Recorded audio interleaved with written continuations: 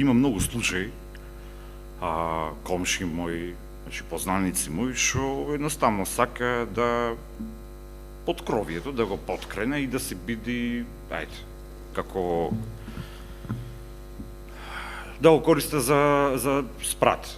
Али, за да го направиле, то требало да биде консултирани со едниот комшија, со другиот комшија, со третиот комшија, со сите комши, па да добие одобрение од сите комши. А мене не ми е јасно како некој си приватен инвеститор прави што сака без никаква консултација со комшиите и без никакво одобрување со комшиите.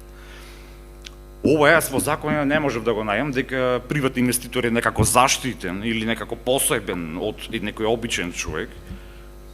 Како може да се прави нешто без консултација со околниве комши?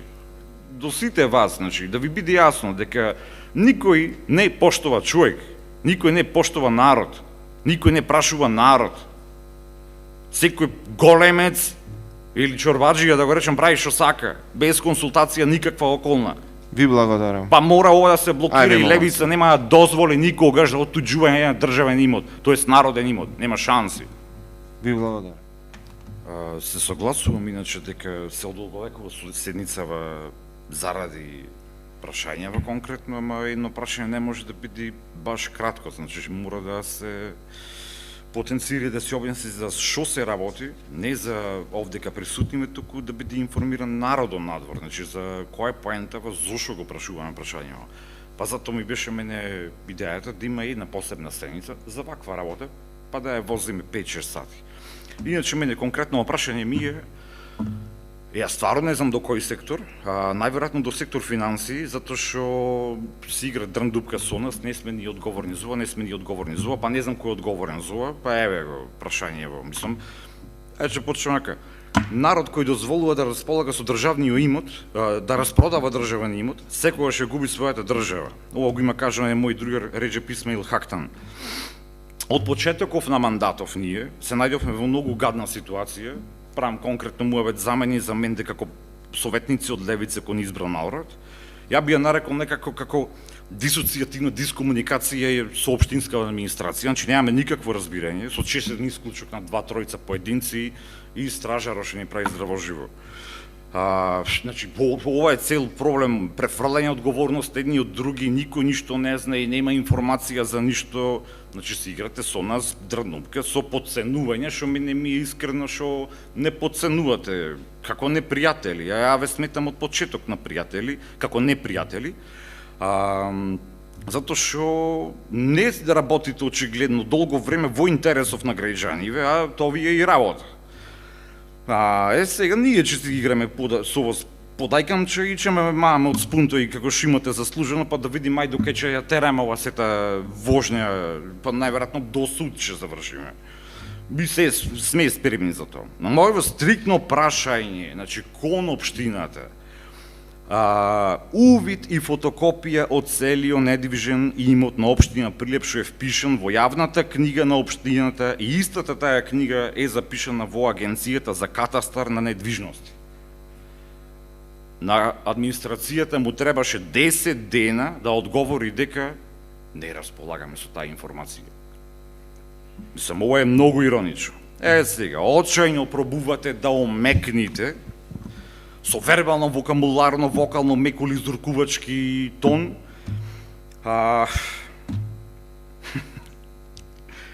Испадна дека таа јавна книга постоела како јавна книга, ама таа јавна книга била тајна книга. Значи, ние не сме можеле да имаме увид во таа книга. Тоа беше одговорот од озгора. Значи, хистерично дерење, онака во канцеларија, значи како ние да сме некој кучина, со нас се понаша како некој капиталистички алкохоличар газда на општинскава зграда, а ова зграда не е од татко му, не е од баба му, туку е наша, народна, иако е дивоградна, така кажам, затоа што нема примопредаја. Не сега. Не знам дали ви е јасно дека овдека од општинска администрација сте само привремено вработени, значи утре нема да ви има овдека. Со исклучок на Чичко Драге, што така речи има доживотен мандат, што е стекнат по незаконски пат, со една одлука на Совет, али за ова друг пат. Според ЗЕЛС, значи цитирам, според ЗЕЛС, општината е должна да води евиденција на имот што го поседува и да ги ажурира промените, затоа што имот е менлива работа. Општината води регистар на имотов, во случајов не се води регистар на имотов и не се искажува имотен биланс, барем ние не добивме таква информација. Можда општината располага, али таа информација ја крие од нас. Зошто? Може да се подумаме зошто. Исто така, на крајов, според ЗИЛС, на крајот од секоја календарска година, општината врши попис на материјалните средства. Со наша упорност успеавме да се изврши попис барем на инвентаров во општинава Шуе. Иако пред неколку месеци добивме одговор дека не постои пописна комисија во општинава. Не ми јасно како може да не постои интерна пописна комисија во општинава, али еве се појави наеднаш.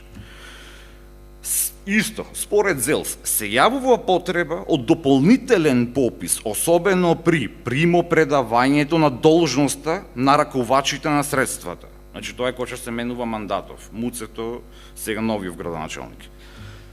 Побаравме на првите седници попис на општински движен и недвижен имот само за да се ги знаеме почетните позиции, да знаеме од кај стартуваме и да знаеме на кај да одиме, да знаеме претходно што е џапнато.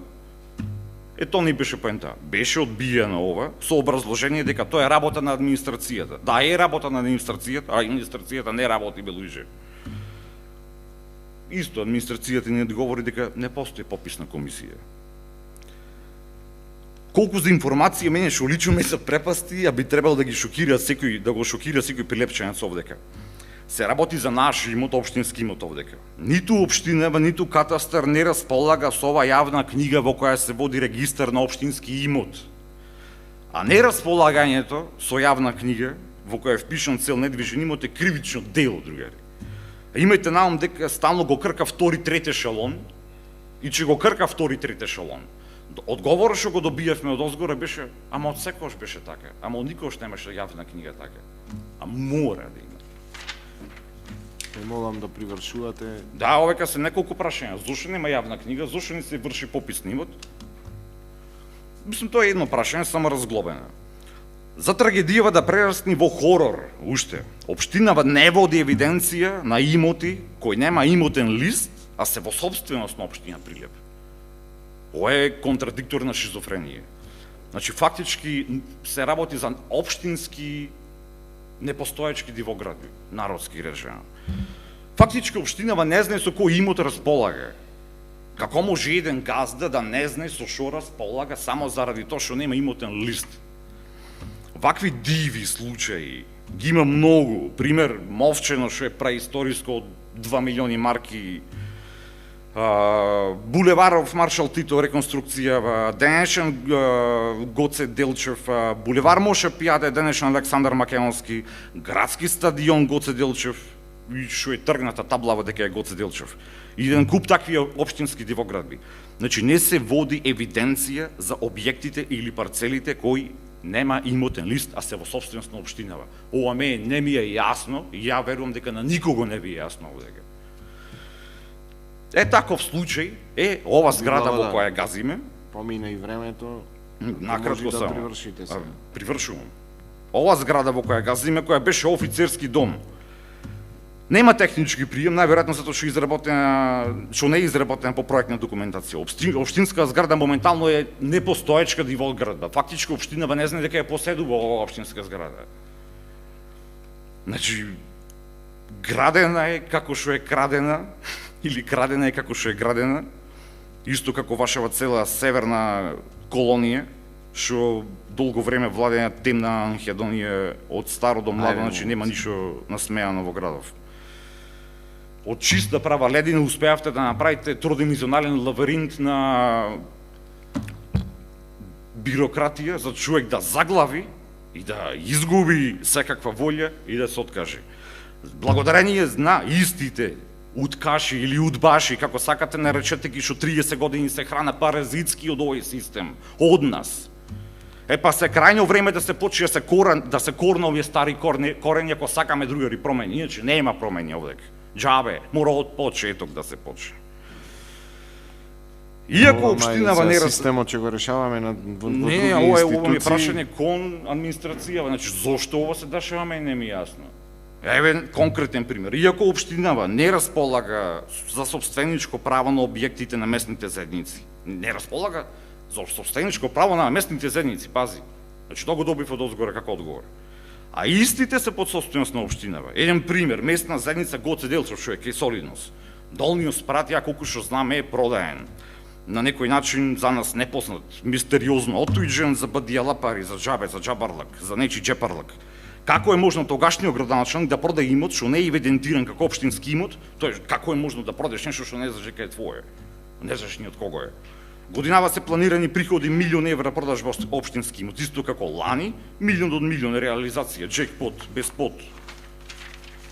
Сега конкретно што точкава 14 што ја повлековте и мене ми е мило, понесовме 400 амандмани тука и мене ми е мило што имавте разбирање кон граѓаните. Вчера имавме средба со нив, собравме подписи, беа стварно револтирани. Колку да знаете, значи, улица во Андон Слабејко е не една, тука е најстара улица во Прилеп, прва наредена со калдарма пред 5 века. Се продава за евро од квадрат. Евро од квадрат во центар. Значи, колку е... не знам. За ова земја се бореле и гинеле наши прадедовци, другари и имаме сите еднакво право овдека.